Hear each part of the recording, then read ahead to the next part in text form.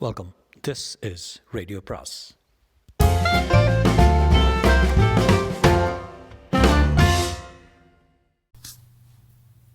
அனைவருக்கும் அன்பு வணக்கம்.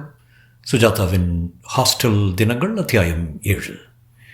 காலையில் ஒர்க் ஷாப் கிளாஸிற்கு கிளம்பும்போது கோவிந்தராவ் சுத்தமாக குளித்துவிட்டு தலை சீவிக்கொண்டு ஏதோ பரிசு பொருள் போல நீ காசம் என்றெல்லாம் பாடிக்கொண்டு செல்வதை பார்த்தான். ஆய் ராசு, வந்து சேர்ந்தியா? இவன் எப்படி கடைசி ட்ரெயினுக்கு அப்புறம் எக்மோரிலிருந்து திரும்பி வந்திருக்க முடியும் என்று வியப்பாக இருந்தது. அப்புறம் என்னாச்சு கோவிந்தா என்றான். அதெல்லாம் இப்போ சொல்ல மாட்டேன், எனக்கு கிளாஸ் இருக்குது. மாலை பப்புவுடன் லைப்ரரிக்கு போனபோது சென்குப்தாவை மறுபடி பார்த்தான். பப்பு அவர் அருகில் சென்று சந்தேகம் கேட்டான். நடராஜன் உட்கார்ந்திருக்க அவர் பப்புவுக்கு விவரமாக சொல்லித்தர நடராஜன் சென்குப்தாவின் அகலமான நெற்றியையும் பட்டை கண்ணாடியையும் ஜிப்பா போன்ற முரட்டு சட்டையையும் நோ ஸ்மோக்கிங்கை கவனிக்காமல் கையை சொடுக்கி குடிக்கும் ஷார்மினாரையும் தீவிரமான கையசைவுகளுடன் அவர் அழுத்தமாக பேசுவதையும் கவனித்தான். முரட்டுத்தனமான விதிமுறையில் ப்ரொஃபஸர் அழகாக இருப்பதாக தோன்றியது. நீ உன்னை வெற்றி கண்டால் நீயே உனக்கு உறவு, நீ உன்னை வெற்றி காண முடியவில்லை என்றால் நீயே உனக்கு சத்ரு. பந்துராத் மனத்தஸ்ய ஏனாமை வாத்மனா ஜித அநாத்மனஸ்திருத்வே வர்த்தேதாத்மைவ சத்ருவ்த். பப்புவின் பாடத்தை தவிர மற்ற விஷயங்கள் எல்லாம் சொல்லித் தருகிறார் போல இருந்தது. ஒரு சிகரெட்டிலிருந்து மற்றதற்கு உயிர் கொடுத்து கொண்டு கியர்காட் எக்ஸிஸ்டென்ஷியலிசம் என்றெல்லாம் பேசினவர் பளபளவென்று புத்தகங்களை ஒழுங்காக படிப்பவர் போல இருந்தது. எதற்காகவோ அவர் மேல் பாசம் கலந்த தாபம் ஏற்பட்டது. ஒரு முறை நடராஜனை கண்ணாடி வழியாக பெரிசாக ஆமோதிக்கிறானா என்று பார்த்தார். மாதவியின் கணவர் என்று அவரை அங்கீகரிப்பது சிரமமாக இருந்தது. எழுந்து மரநிழலில் பாடம் சொல்லிக்கொண்டே அரிஸ்டாட்டில் போல நடந்தார். ஹாஸ்டல் வாசல் வரைய வந்து அவர் தன் வீட்டு பக்கம் திரும்பும்போது கஜராஜ் அவர் வீட்டை விட்டு வெளியே வந்து good morning, good evening sir என்றார். வாயிற்படியில் பதுமை போல மாதவி நின்று கொண்டிருந்தாள். Gajraj, what are you doing here? Go to your room. Madhavi என்னோ அவரிடம் பெங்காலியில் சொல்ல அவள் அருகில் சென்று, இதை பாரு, இவளும் எனக்கு உறவு தான், இந்த தேவதை போன்ற பெண்மணியும் எனக்கு ஒரு உறவு. என் உடலுக்கு தான் உறவு, ஆத்மாவுக்கு அல்ல. ஆத்மா ரொம்ப தனிமையானது. தத் என்று அவர் மார்பில் செல்லமாக குத்தினாள் மாதவி. ப்ரொஃபஸருடைய அறிவு பிரகாசத்தின் முன் மாதவி, கஜராஜ் எல்லாமே அற்பம் என்று பின்னால் பப்பு மாடிப்பொடி ஏறும்போது சொன்னான். இவன் பாட்டுக்கு சளைக்காமல் அவன் பின்னால் சுற்றுறான்டா. ப்ரொஃபஸர் கோபம் தெரியாது, அவனுக்கு கண் வச்சுருக்காரு, கத்தியால் குத்தக்கூட தயங்க மாட்டார். மாதவி இதுக்கெல்லாம் எப்படி அனுமதிக்கிறா? அட நீ கூட பேர் சொல்லி கூட ஆரம்பிச்சிட்டியாடா.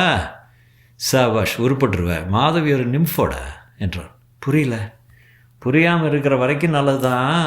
இந்த பாரு, ஹாஸ்டல் பூரா காஞ்ச பசங்க. இந்த பசங்க உருப்பிடுவாங்களா சொல்லு?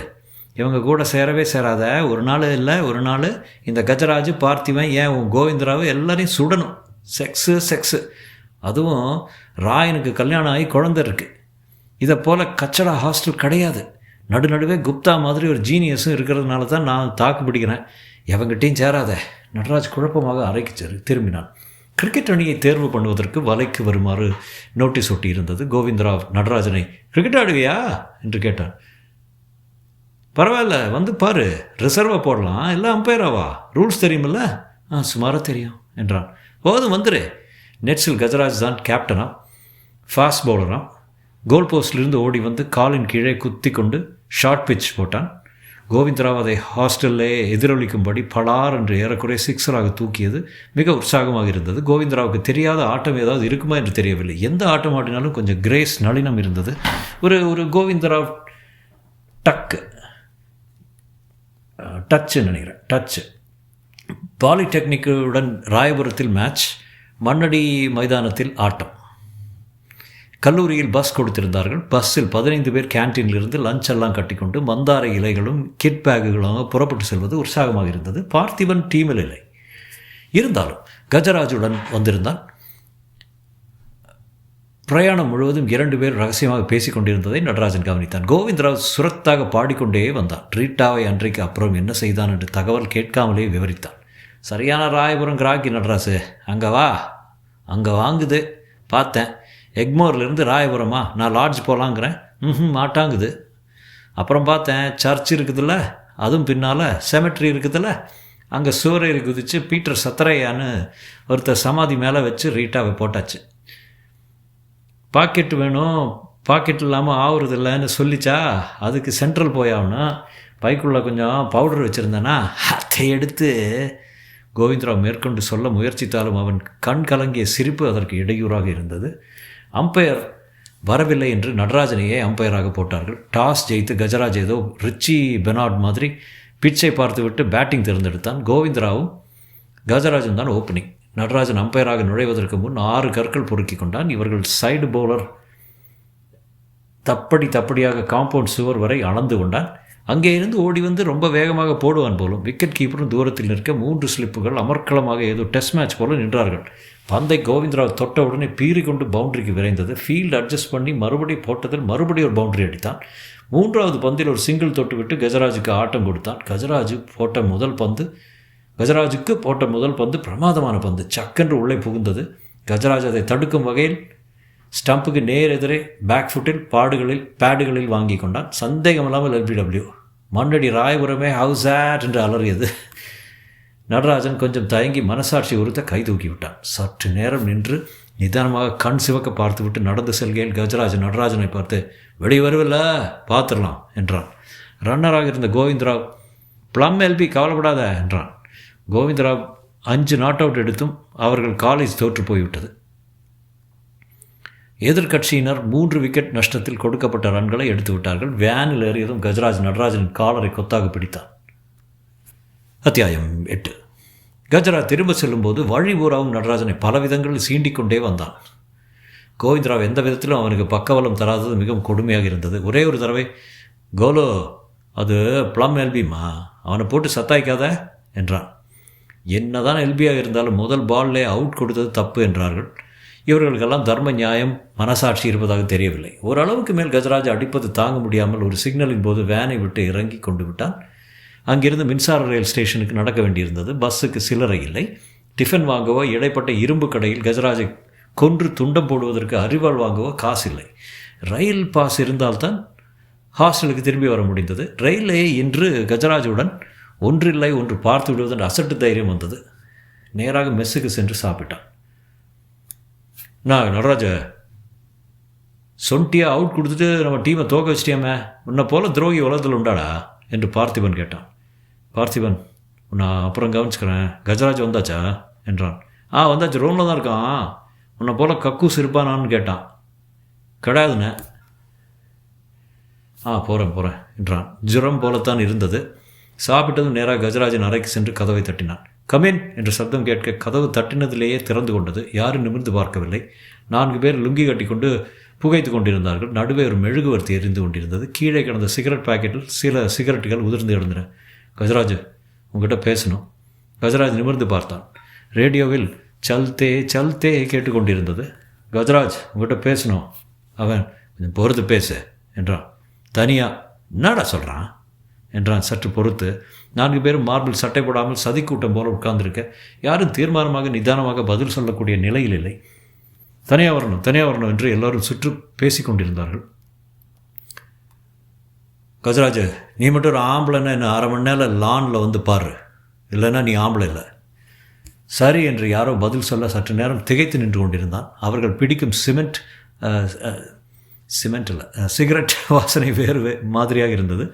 கோவிந்தராவின் அறைக்கு போனபோது அவன் கண்ணாடியை பார்த்து கொண்டு அதன் அருகில் பல்பு வைத்து, கிருஷ்ணம் ராசு மாறி இல்லை நானும் என்றான். கிருஷ்ணம் ராசு மாறி இல்லை நானும் என்றான். கோவிந்தா, நீ என் ஃப்ரெண்டுன்னு நினச்சேன். நீ என்ன வேனில் சப்போர்ட் பண்ணாத ரொம்ப வருத்தமாக இருந்தது. என்ன அடி அடித்தான் பார்த்தியா? சாரிம்மா, ரொம்ப டயர்டாக இருந்தேம்மா. கோவிந்தா, இன்றைக்கி ராத்திரிக்குள்ளே பிரச்சனை தீர்ந்துடும். என்ன? கஜராஜ் விவகாரம். நேராக அவன் ரூமுக்கு போய் அவனை 1/2 மணியில் லானுக்கு வர சொல்லியிருக்கேன். எதுக்கு? ஒண்டி ஃபைட்டு. செத்தாலும் சரி, எனக்கு அவன் மேலே இருக்கிற வெறுப்பில் விரோதத்தில் அதுவே எனக்கு ஒரு ஊட்டம் பலம். கோவிந்தராவ் முன்பக்கத்து நரைமயிரை தனியாக பிரித்து பிடுங்கி, அவன் எங்கடா வரப்போகிறான்? அவங்கெல்லாம் கஞ்சா அடிச்சுக்கிட்டு இருக்கானுங்க. அடிச்சுக்கிட்டு NV சாப்பிட்டு வர ராத்திரி 11-12 ஆகிரும். அப்போ அவங்க குடிச்சிட்டு இருந்தது கஞ்சாவா? அதான் ஒரு மாதிரி வாசனை. தூள் நமக்கு ஒத்து வராது. உடம்பெல்லாம் பாயில்ஸ் வந்துடும். கோவிந்தராவின் அறையை விட்டு திரும்பும்போது நடராஜன் யோசித்தான். கஞ்சா பிடிப்பது குற்றம், ஹாஸ்டல் விதிகளின்படியும் குற்றம், போலீஸ் சட்டத்தின்படியும் குற்றம். கஜராஜ் அறையில் இந்த அக்கிரமம் நடக்கிறது, இதை யாரும் கண்டுகொள்ளாமல் இருக்கிறார்களே. நடராஜன் ப்ரொஃபஸர் சென்குப்தாவின் வீட்டு கதவை தட்டினான். உள்ளே நாய் குறைப்பது கேட்டது. நடராஜனுக்கு கையெல்லாம் வியர்த்தது. இப்போதெல்லாம் ஓடிப்போய் விடலாம் என்று தோன்றியது. தான் செய்தது ரொம்ப அபாயகரமான காரியம், திரும்பி விடலாம் என்று தீர்மானிக்குள் மாதவி சென்குப்தா கதவை திறந்தாள். அவள் அருகே சடை நாய் வாலை ஆட்டிக் கொண்டிருந்தது. அவ்வப்போது சாஸ்திரத்துக்கு குறைக்க ரொமு சுப் என்றாள். அவள் மெல்லிய நீளத்தில் ஹவுஸ் கோட் போல அணிந்திருந்தாள். படிப்பு விளக்கின் அருகே பெண் வீட்டு பாடம் செய்து இருக்க மாதவி புன்னகைத்து, ப்ரொஃபஸரை பார்க்க வேண்டுமா உங்களுக்கு என்றாள் ஆங்கிலத்தில். ஆ என்று தடுமாறினான். மறுபடி புன்னகைத்து, உள்ளவா கர என்றாள். தயக்கத்துடன் உள்ளே நுழைந்தான். பார்த்தோ, சமன் டு see you. கமேங் என்று மாடியிலிருந்து பதில் கேட்டது. உட்கார குட்டி பெண் அவனை நிமிர்ந்து பார்த்துவிட்டு மறுபடி தன் பாடத்தில் ஆழ்ந்தது. எதிரே மாதவி உட்கார்ந்தாள். உயரமான படிப்பு விளக்கின் ஷேடு கொடுத்த சிவப்பு பழம் போன்ற வெளிச்சத்தில் சித்திரம் போல் இருந்தாள். அவள் சிரித்தால் கன்னம் லேசாக குழைவதை முதலில் கவனித்தான்.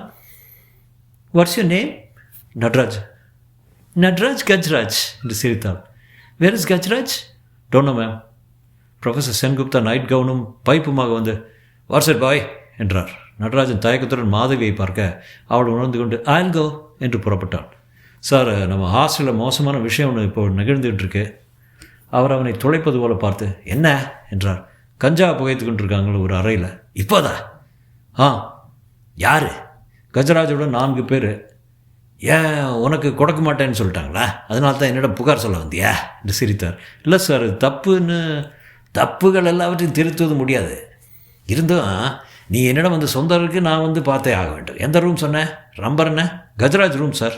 நம்பரை சொல்லித்தல, இல்லாவிட்டா எங்கூட வா மாதவி என்று விழித்து அவர்கள் பாஷையில் ஏதோ சொல்ல மாதவி உள்ளே இருந்து தோன்றி நடராஜனை நோக்கி புன்னகைத்து குட் பை என்றாள். உடல் புறாவும் உதறல் எடுத்தது. ப்ரொஃபஸர் அனாவசியமாக இறைந்து பேசிக்கொண்டே வந்தார். அவர் பேச்சுக்குரல் கேட்டே அவர்கள் எல்லாரும் எலி போல ஓடி ஒளிந்து கொண்டு விடுவார்கள். கஜராஜன் அறைக்கு சென்றதும் பேசிக்கொண்டே கதவை தட்டினார். கதவு திறந்து உள்ளே ஒரு பையன் உட்கார்ந்துருந்தான். Where is Gajaraj? சார், மெஸ்ஸுக்கு போயிருக்கேன் சார்.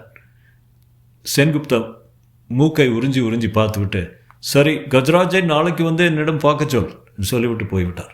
அவர் போகிறது அந்த பையன் கையில் இருந்த புத்தகத்தை வீசி எறிந்து விட்டு நடராஜனை முறைத்து பார்த்தான். உன்னை போல பேமானி இருக்கவே முடியாது, கஜு வெளிவாடா என்றான். தொடரும்.